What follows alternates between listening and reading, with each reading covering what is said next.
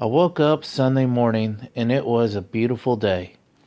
I went outside to play in the backyard to dig in the dirt, 'cause that's what 8-year olds do. While I was digging in the dirt, I hit something hard. It was kind of shiny. I continued digging until I pulled it out of the ground.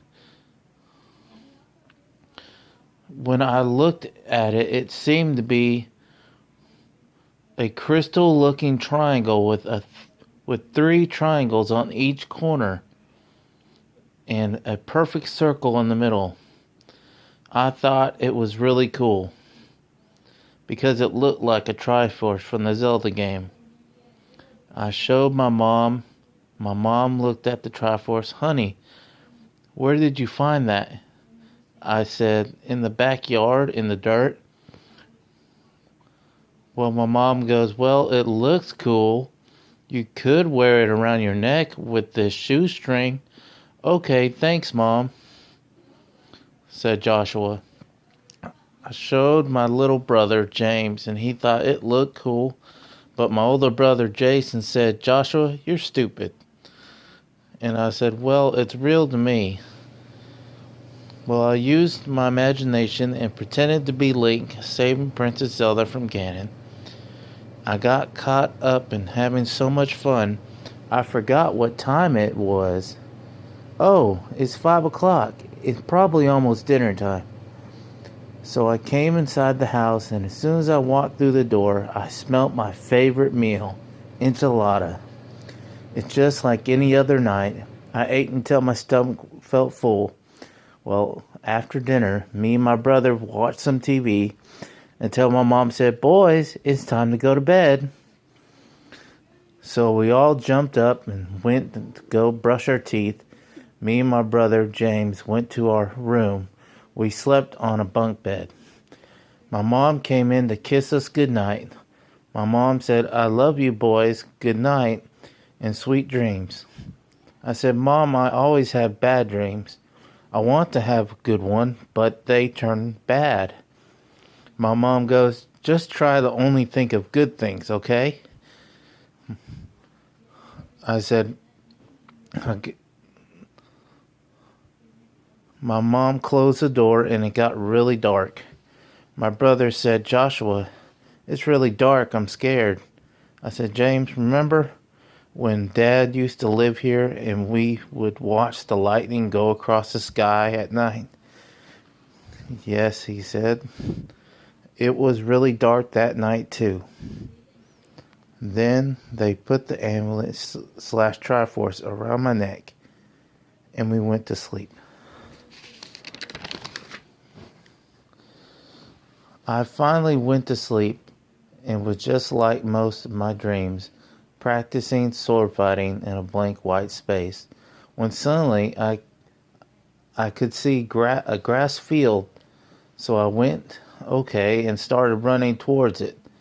And then I realized I left the space and fell about 3 foot down and landed in the grass.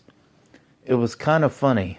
I found myself barefoot and my feet felt the grass. It was cold and wet.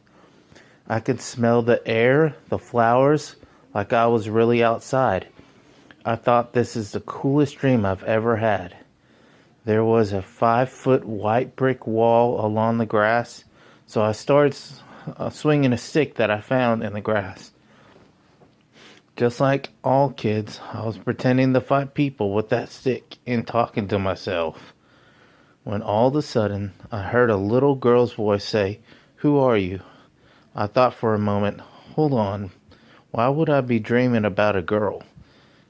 I am Joshua, why are you in my dream? Dream? What dream? The girl said.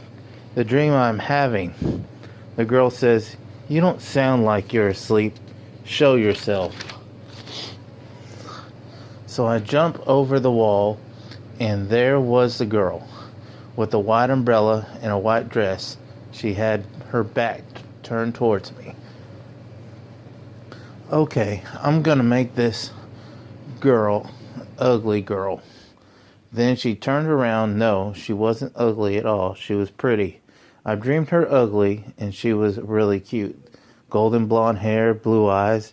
I do not understand. Okay, get control of yourself. Okay, here I go. Girl, why are you ordering me around? What are you, a princess? Yes, what are you, a dumb boy? No, I don't normally dream about a princess. For the last time, boy, this is not a dream. Okay, but my name is not Boy, it is Joshua. The girl smiles. My name is Aristia. Joshua, come over here. I will prove to you that it is not a dream. Okay, I said. Now, Joshua, close your eyes and think about everything but me. Okay, I said proudly. That'll be easy. Then all of a sudden my cheek got wet and I opened my eyes and she kissed me on the cheek. You see, I could break your concentration just like that because I was waking you up and plus you're cute for a boy. When she kissed me, my mind went blank. I've never been kissed by a girl before, and honestly, I was in such a shock I barely understood what she said.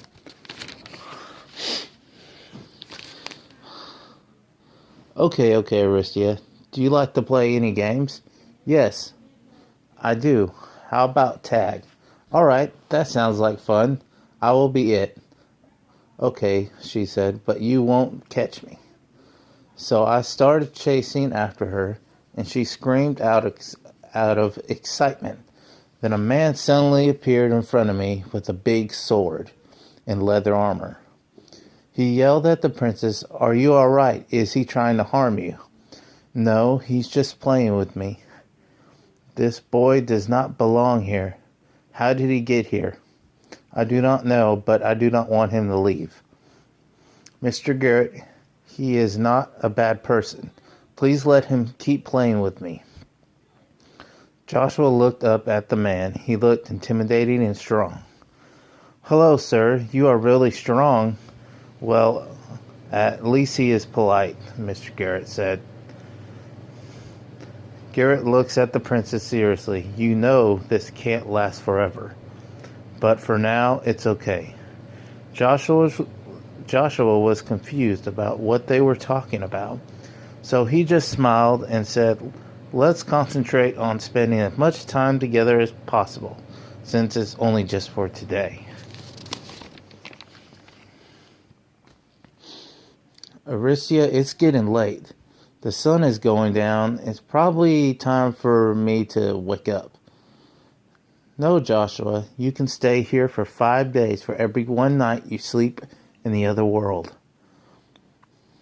My castle is right over the hill where we were playing on all day." I'm thinking to myself, even at night, it feels like it's night. In the other world, it even has that night smell. Crisp, clean, silent calmness that you feel at night, except without annoying brothers. The castle was about a mile away, but you could see the fires lit all over it. Aristia goes, "Well, there's my home." "Aristia, this place is really cool." "Well, thank you," she said with a big red smile. Aristia begins telling me all about the kingdom and the people. When we enter the town, everybody meets and greets the princess. The other kids her age start teasing her about me. "Is he your boyfriend?" one of the kids said. "No, he's just a friend," said Aristia.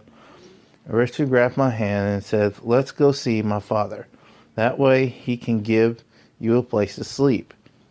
So we ran up to the castle, and there was a guard at the gate. "How's it going, princess?" the guard said. "It is going really good. I am bringing this boy with me in the castle." The guard looked surprised. "But ma'am, I can't." "Don't worry," said Mr. Garrett. "I will take full responsibility for her actions." "Thank you, sir," with a stress-relieved face. So they entered the throne room, and for the first thing Joshua notices is that this place is huge. He makes a quick comment to Aristia. "You could play football in here." "What's that?" said Aristia. "It's a game I played in the other world." "Is it fun?" she asked. "Yes," Joshua said. "I'm playing it with my brothers."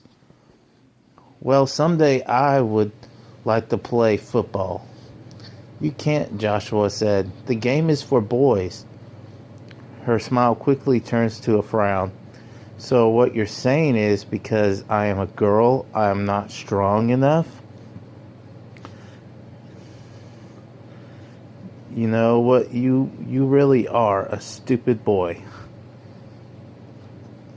"I don't care. I am as strong as you boys, and I will play football, understand, and you will teach me."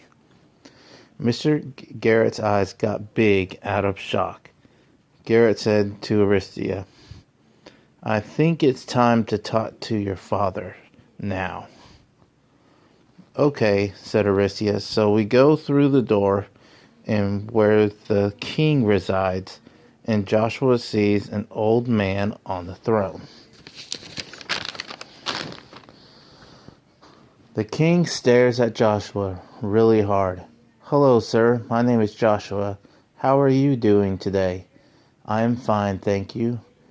"Where did you come from, Sir King?" "I am from what you call the other world." The king replies, "That is impossible. No one from the other world may pass here." The king looks at the amulet. I understand." The princess speaks up. "Father, please let him stay the night in the castle." The king stands up and whispers to Joshua, "What is your name?" "Joshua," he replies. The king clears his throat and begins to say, "From this day forth, Joshua will be treated as a royal guest in his kingdom." This makes Aristia really happy and runs over to her father and gives him a big kiss on the cheek. The king chuckles at happiness he has just given his daughter. Then Aristia turns and looks at me. "Are you ready to see the rest of the castle?" she says. "I sure am," Joshua said excitedly. Aristia runs and grabs his hand and dashes off towards the garden. The king yells out, "Bedtime in 1 hour." Aristia and Joshua stop running when they finally reach the door to the garden. When we open the door, the first thing we see is a huge fountain that runs off a little stream through the middle of the garden. Joshua notices that there is rose bushes everywhere, but most have already closed up. Aristia led me to a circle of bushes. When the moon is full, all those flowers will bloom. We call them moonflowers," Aristia said. Aristia looks at me. "You know it's going to be a full moon tonight, Joshua. Why don't we see them at midnight tonight?" "Don't worry," she says. "Mr. Garrett sleeps like a rock. Plus, there are so many questions I want to ask you." After walking around the garden for an hour, one of the guards comes and says, "All right, time to go to bed." This way, Princess Aristia, and this way, Master Joshua." Mr. Garrett met me halfway and escorted me to our room. We were walking, and Mr. Garrett asked me, "Well, are you having fun?" "Yes," I said. "That's good," he said. Me and Mr. Garrett got to our room, and he goes, "Well, time to sleep." I could not sleep. I heard a small knock on the door. I heard a quiet voice say, "It's me, Aristia. Open up the door." There, in her nightgown, with a big smile on her face, she starts giggling, says, "See, I told you, he sleeps like a rock." She grabs my hand, "Hurry up. We need to go to the garden. The flowers will be blooming soon." So we run to the garden and stand in the middle of the circle. "So I take it this is not the first time you doing this?" She goes, "Well, actually, yes. Usually I watch from the balcony, but I'm not scared. I feel safe with you." "Joshua, why is your face so red?" "Nothing. I was just surprised the big moon was tonight." All of a sudden, Aristia gets close to Joshua and looks up at me with her bright blue eyes. "Thank you for coming with me tonight. I couldn't have done it without you." And yet, all I could think about was how pretty her smile was. Just then, the moon got really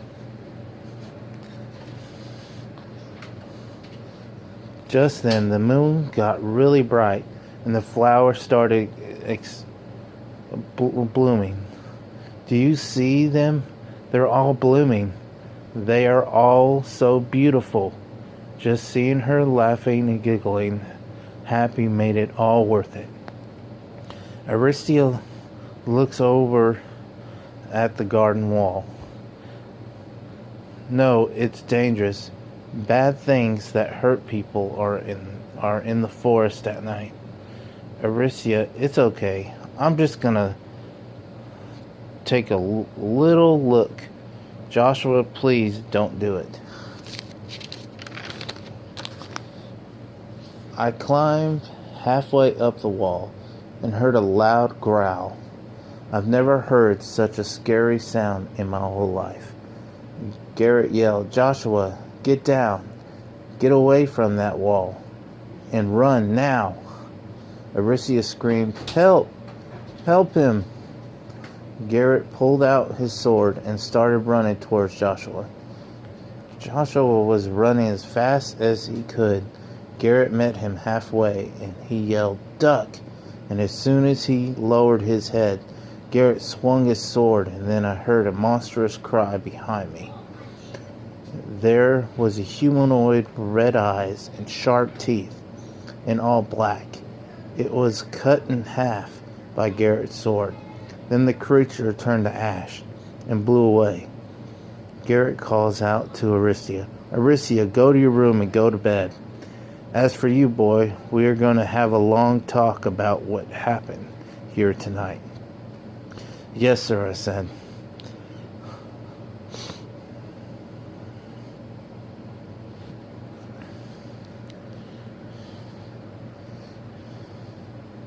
So me and Garrett walked back to our room.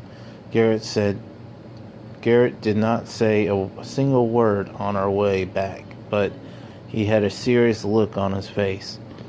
It's kind of like waiting to get a spanking and you know it's going to hurt. We got to our room. "Go sit on the bed, Joshua," and he pulled up a chair. "Listen, I know you were trying to be brave for the princess, but there is a time to be brave and a time to be scared. Being brave is when there is nobody else to help you and you had to take a bigger job than yourself. That's being brave. Make sure that bravery is your last resort. I am going to make you a strong enough person to protect her next time. But for now, let's forget about that happened last night. Tomorrow will be a new day. Let's get some sleep." When I woke up, it was a bright, sunny day, and I look over. Garrett is staring at me. "Hey, did you sleep long enough? Half the morning is gone." "Well, let's go eat breakfast at the dining table. Aristia is probably waiting for you to eat." Why would she wait for me? Well, it was just a hunch because the princess is refusing to eat at the table and she asked if Joshua is up yet. We got to the dining table and it was a huge and well decorated table. I could smell the bacon and eggs and pancakes. It made my stomach growl. There was Aristia sitting in the corner of the table. As soon as she saw me, she called for me to come sit next to her.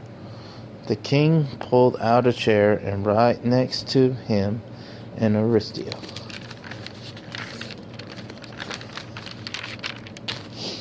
The king asked me if I slept well last night. Yes, sir. No need for the formalities. My name is Alabaster. Mr. Alabaster, your kingdom is great.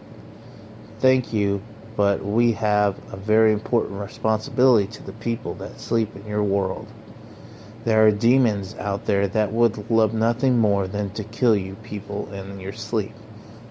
Have you ever had a dream where you're falling and about to hit the ground and you wake up suddenly? We wake you up. And it was a demon that caused you to have that dream in hopes you would hit the ground and have a heart attack and die. That's why when you wake up and your heart is beating fast, for some reason, you are the only one from the other world that can be here. And for some reason, you appeared in front of my daughter. Mr. Garrett, I take this boy and train him to fight. I have a feeling we are going to see this boy a lot more often than you think. Aristia looks at me. Well, have fun. I will be watching you. She smiles and starts eating. Garrett stands up. Time to go, Joshua. Yes, sir, I said.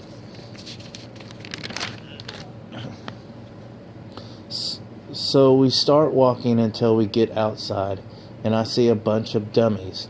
Nope, not people, actual dummies. Garrett asked me, have you ever used a sword before? Yes, I said. Garrett looked surprised. Garrett looked at me seriously and said, I thought people from your world don't use weapons like swords anymore.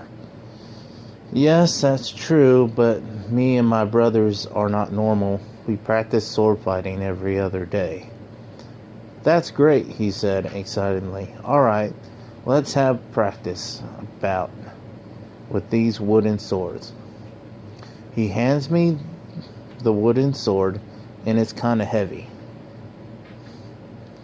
I said, Garrett laughs. It's supposed to be the same weight as a real sword, except it's not sharp. Garrett's, all right, attack me with all your might, okay? In a sword front defensive stance. Instead of using just one hand, I grabbed the sword with two hands and swung it straight down on his sword as hard as I could. Garrett didn't even budge. I said, all right, time to get serious. Garrett says, please do. I swing the sword. I swing the sword to the right and he blocks it. And then I swing the sword to the left and he blocks it. Again. Garrett says, boy, I'm impressed at your determination. Mr. Garrett, one more move I want to try. It's my finishing move. Garrett gasped. Finishing move? At your age? Impossible. Here, it comes, I said. Garrett watches me put the sword in the ground. Then I back up about 10 feet and then go into a sprint. I grab the sword and jump up in the air and do a quick short swing in the air and have the sword do a full circle all the way around, except this swing I'm using all my strength plus the momentum from the first swing at a diagonal slice. Garrett pulls out a small shield from the pocket in his armor and quickly blocks the sword. After the sword hit, it left a big dent where it hit.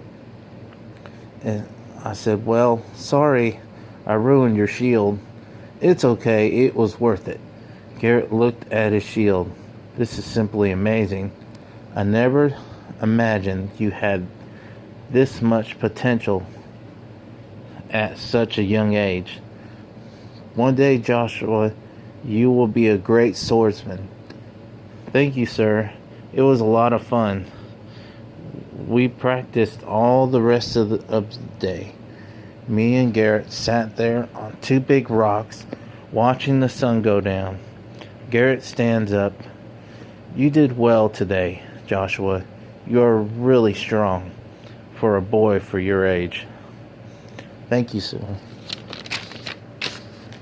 But I am strong enough to protect the princess." I would say no. "I need to be a whole lot stronger." "And you will, my boy, with time." Garrett thinks to himself, come to think of it, if he had a sword that night, he could have taken care of that creature all by himself. When they got back to the castle, Aristia was waiting in the great hall, right before the throne room. When she sees us, she starts walking towards us, and I was thinking she's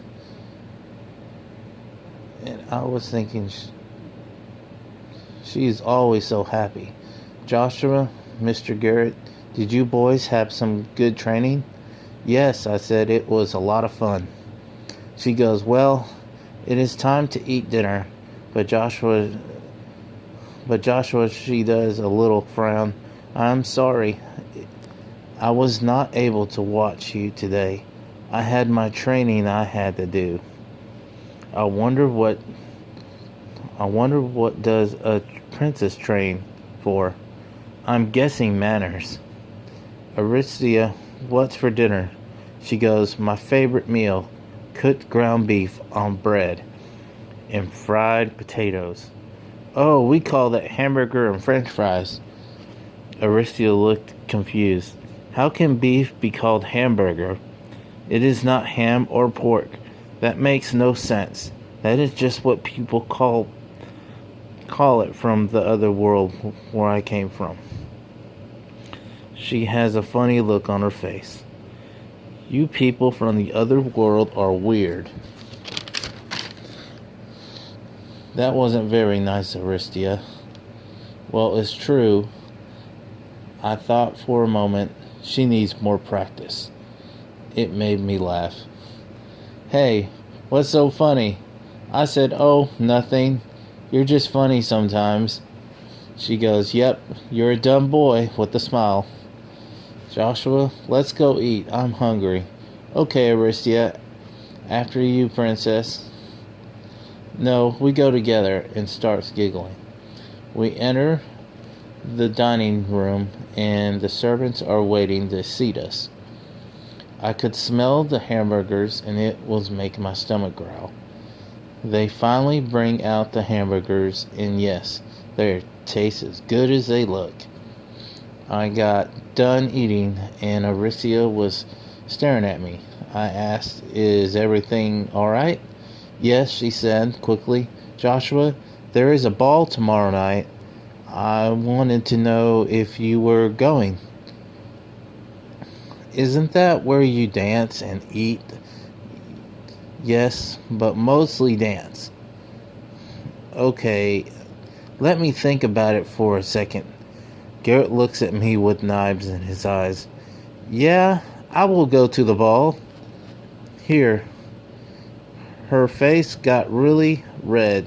"Okay, but you better not be late, okay?" I said.